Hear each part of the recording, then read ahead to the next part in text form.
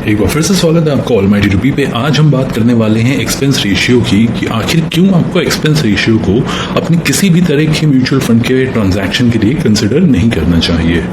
तो आइए बात करते हैं कि आखिर एक्सपेंस रेशियो है क्या। एक्सपेंस रेशियो एक तरह की फी है जो कि एक म्यूचुअल फंड हाउस अपने यूनिट होल्डर्स से चार्ज करता है अपनी स्कीम्स को मैनेज करने के लिए। एक्सपेंस रेशियो एक फंड का कैलकुलेट करने का एक सिंपल सा तरीका होता है। फंड मैनेजर्स के जितने भी एक्सपेंसेस हैं, चाहे वो फंड मैनेजमेंट चार्ज हो, चाहे वो उसके ऑपरेटिंग एक्सपेंस हो, उसको वो अपनी टोटल नेट वैल्यू से, नेट एसेट्स जो वो मैनेज कर रहा है उस फंड के, उससे डिवाइड दिया जाता है। तो यहाँ पे अगर आप एक्सपेंस रेशियो देख रहे हैं, एक्सपेंस रेशियो अगर किसी भी फंड का निकालना है अगर फंड मैनेजर को, तो उसको निकालने का बहुत ही उनके लिए आसान तरीका है। अब यहाँ पे उनकी जो मैनेजमेंट फी है वो भी इंक्लूडेड होती है, ऑपरेटिंग एक्सपेंसेस जो होते हैं उस फंड को और प्लस म्यूचुअल फंड हाउस को चलाने के, वो भी इसमें इंक्लूडेड होते हैं। ये जो है ये आपका डेली बेसिस पे चार्ज किया जाता है, यानी जैसे ही डेली बेसिस पे एनएवी डिक्लेयर की जाती है उसमें ऑलरेडी आपका एक्सपेंस रेशियो डिडक्ट हो चुका होता है उस पर्टिकुलर डे का। तो ये आपकी जो भी एनएवी डिक्लेयर की जा रही है वो नेट ऑफ ऑल एक्सपेंसेस है, यानी कि उसके अलावा आपसे किसी और तरह का म्यूचुअल फंड कंपनी कोई चार्ज नहीं लेती है अपने फंड को मैनेज करने के लिए। यानी आप किसी भी प्लेटफॉर्म पे जो भी रिटर्न देख रहे होते हैं वो आपके ऑलरेडी एक्सपेंसेस को हटाने के बाद आया हुआ होता है। चाहे आप किसी भी तरह का कोई भी प्लेटफॉर्म यूज कर रहे हो या आप कोई ऑनलाइन वेबसाइट पे जिसपे आप म्यूचुअल फंड के रिटर्न्स देखते हो, उनको कंपेयर करने के लिए यूज करते हो, उस हर वेबसाइट पे, हर प्लेटफॉर्म पे जो भी रिटर्न्स आपको दिख रहे हैं उसमें ऑलरेडी एक्सपेंस रेशियो घट चुका है। यानी अगर मुझे किसी फंड से 15% रिटर्न दिख रहा है लास्ट 1 ईयर का, तो वो लास्ट 1 ईयर का 15% ऑलरेडी सारे एक्सपेंसेस मीट होने के बाद आया है।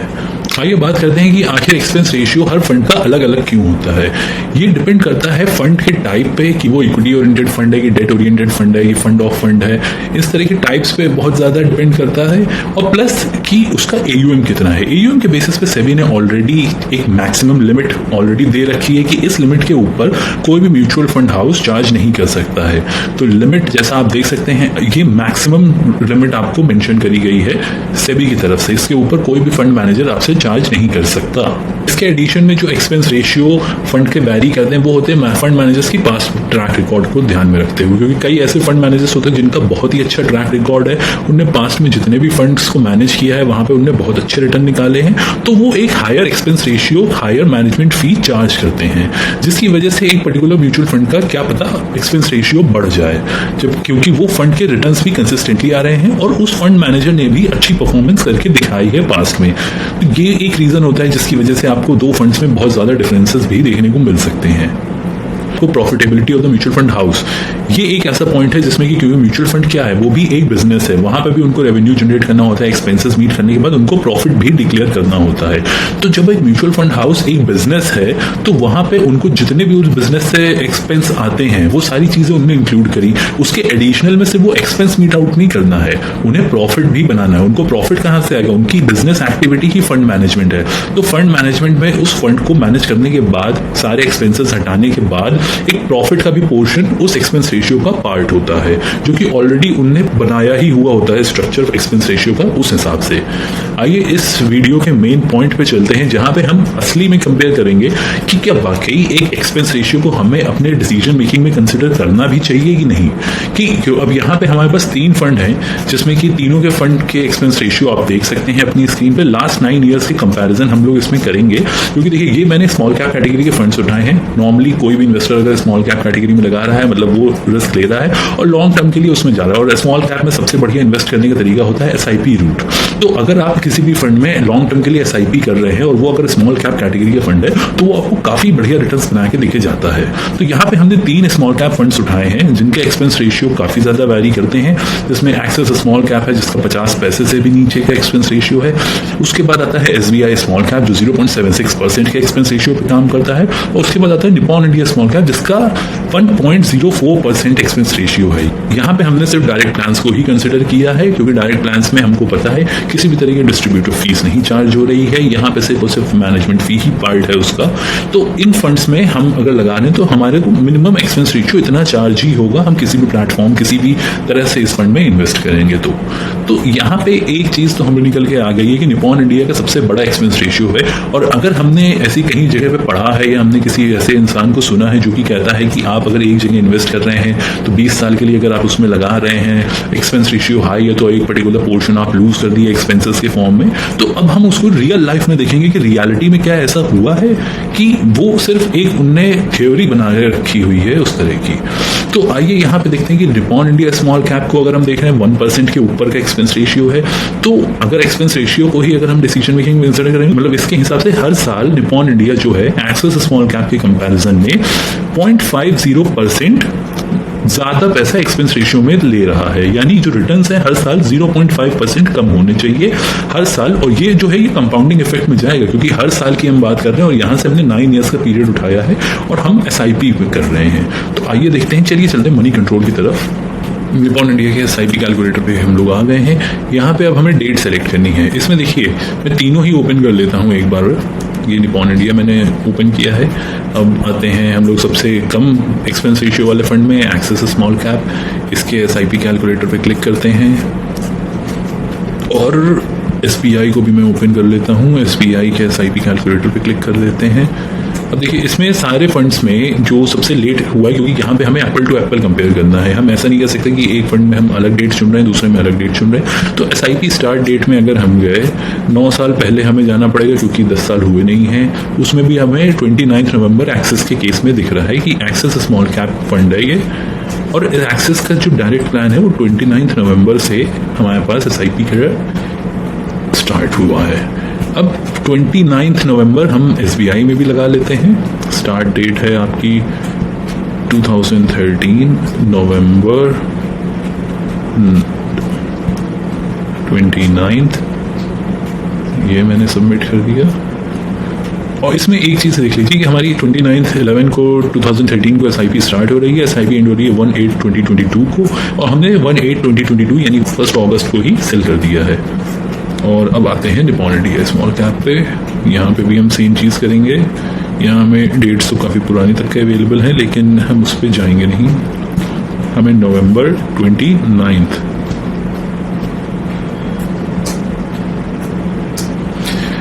अब देखिए ये भी small cap direct, Axis direct, SBI direct. सबसे पहले शुरू करते हैं जिसका सबसे कम एक्सपेंस रेशियो है। इस फंड ने मुझे 17,77,000 रुपये बनाया SIP अगर मैंने 9 साल चलाई है। मतलब 29/11/2013 से 1/8/2022 तक का अगर मेरी SIP चली, मेरा एनुअलाइज्ड रिटर्न है 22.09% का। प्रॉफिट मेरा बन रहा है 17,77,000 का। ये मेरा प्रॉफिट फिगर है जो मुझे बना।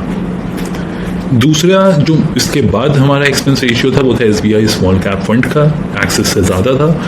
तो इस केस में हमें एनुअलाइज्ड रिटर्न 23.7% के बने हैं और यहाँ पे हमें 19,92,000 का प्रॉफिट हुआ है।